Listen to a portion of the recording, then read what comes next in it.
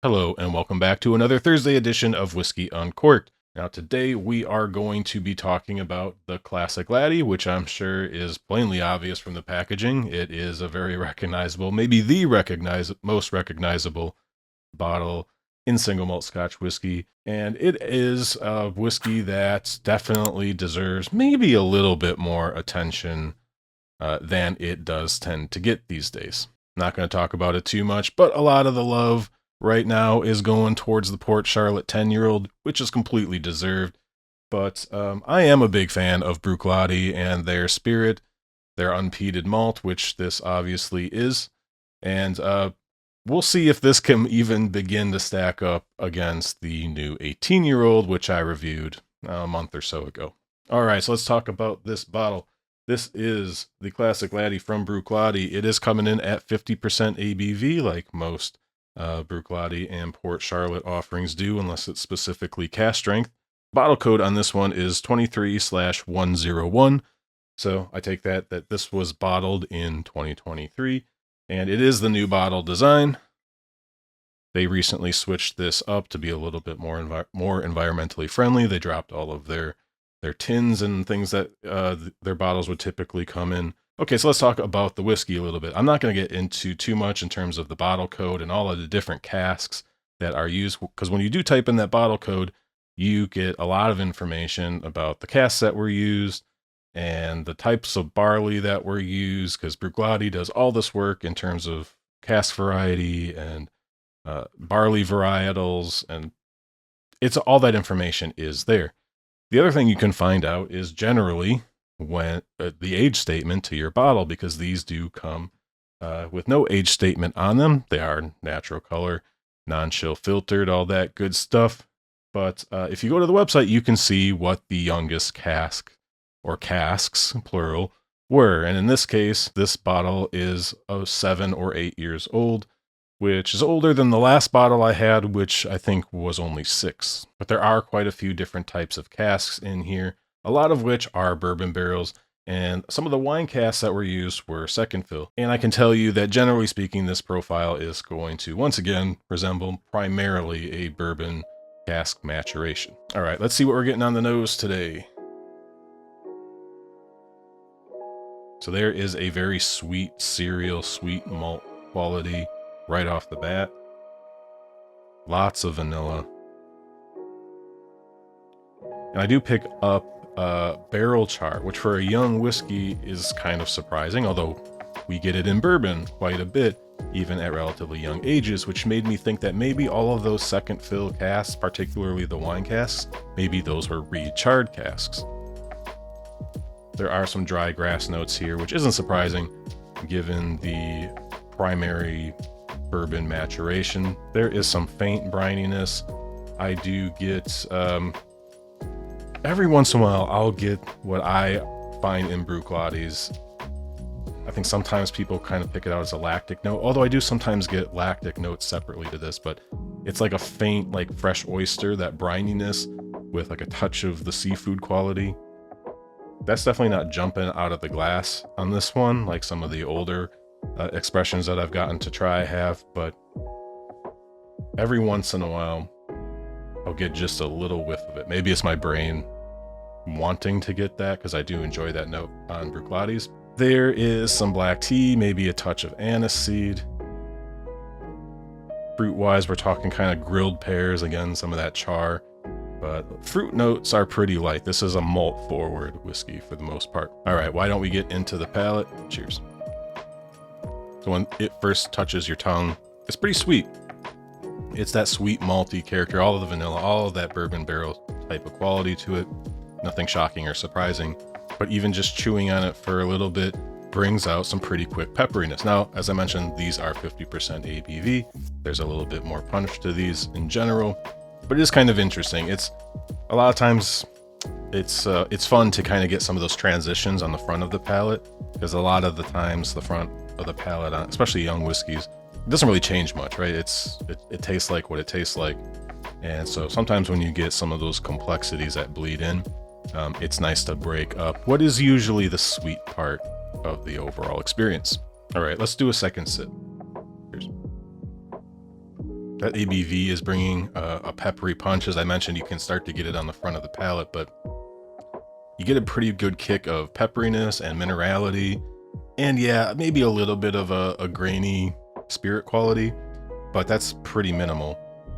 This is more kind of peppery and mineralic. And then that goes into more of the malty experience, which isn't necessarily doing anything weird or crazy. It's a pretty straightforward overall quality, but it's pretty dense. It's actually really nice. Like, I think maybe on the nose, I mentioned almost like a very kind of raw maltiness. Like it's very pure maltiness. And I think that's translating on the palate, although I'm not sure if I'm describing that accurately. So again, with a bourbon cask heavy maturation, you are getting the things that you would expect. You're getting the vanilla, you're getting some honey. I mentioned the kind of the denser maltiness. Overall, it's kind of bright. You can find lemon in here. You can do all of that stuff. Again, I feel like those notes are almost just given, and I'm saying those in my videos a lot, but they're there. What are you going to do about it? On the finish, actually, let's take one last sip, and I'll focus a little bit more on the finish and give you a score. This bottle has been getting better. It is a pretty new bottle. Obviously, you can't really see. It's probably down or just past the shoulder here now. I've been enjoying this pretty much every glass I've poured a little bit more. And I think what I'm really enjoying overall, I'll finish the notes here, is kind of the overall complexity at such a young age. And I have to imagine that this has probably something to do with the very wide variety of casks that were used here. I think this particular batch, if I remember right, it said there were about 80 casks. And there's quite a range from the bourbon barrels to second fill wine barrels and unusual wine barrels and that sort of thing. So while the experience is largely bourbon forward, there are like these really subtle complexities. And on the finish, I think some of those other casks really start to come in, because you do get a little bit of kind of red wine tannins. There's like some overbrewed tea, maybe some of that fennel or slight anisey kind of qualities that I was getting on the nose. And there is kind of a grain quality here from like its youth, but frankly, I don't think it's a negative. This is one of the nicer, kind of more enjoyable kind of grain qualities, as opposed to say like an Isle of Raasay, which it kind of felt a little aggressive, and it definitely needed some more time to kind of calm down, at least the version that I had. And there's like this lemon sherbet, like tangy lemon, that I really like on here, right? It's kind of like a tangy lemon and vanilla. It's really light. You almost don't even notice it if you don't think about it, if you're not sitting there kind of quietly. So it has been a while since I have had a bottle of this, and the first couple pours were kind of getting my brain wrapped back around it. But at this point, even sitting here drinking this right now, I'm enjoying this probably way more than I expected to. There is some youth, there is some punch and pepperiness and a little bit of grain quality, but it almost feels like it's done on purpose. And I have a feeling that I'm going to continue to like this bottle as it goes down. Now, I don't think I mentioned this earlier. This isn't a super cheap bottle these days. You used to be able to pick these up for about $40, but these are getting closer to the $60 price point, which is a little unfortunate, but at this point, I guess it's not all that surprising. So for a score, I'm liking this. I'm going to give this a 7 out of 10. I was expecting a 6 kind of as of maybe a day or two ago, but I'm liking it the more I drink it and maybe the more time it has to breathe a little bit. Yeah, 7 out of 10. Very good. This might be the most surprising whiskey that I've had. Not that I expected to not like it, but my memories of it were like, yeah, it's good, but not necessarily anything to write home about. I had much better experiences with Bruichladdich with some more age on them, whether they were like independent bottlings or they were pre-revival bottlings, and that was kind of confirmed with the recent release of the 18-year-old. So my biggest complaint with this is, why can't we get a 10-year-old version of this? Why can't just an 8-year-old? Why can't the travel retail version just kind of be it? And at the end of the day, it doesn't really matter, because if the whiskey's good, the whiskey's good. The age statement, especially being just Bruichladdich, they're making good whiskey. Adam Hannett has proved that he is a very capable replacement for Jim McEwen. In my personal opinion, he has been making some absolute bangers. So I'm all in on Bruichladdich. I think 7 out of 10 is probably right where it belongs. And just a fantastic example of what Islays can be even without the big, bold peat quality. All right, I hope this one wasn't too long. Thank you again for watching. Thank you again for all your feedback. I do really appreciate it. I think we're kind of getting into that slow season now. Things are starting to calm down a little bit. So we're getting into the summer months. I never really understood that. I like whiskey all year around.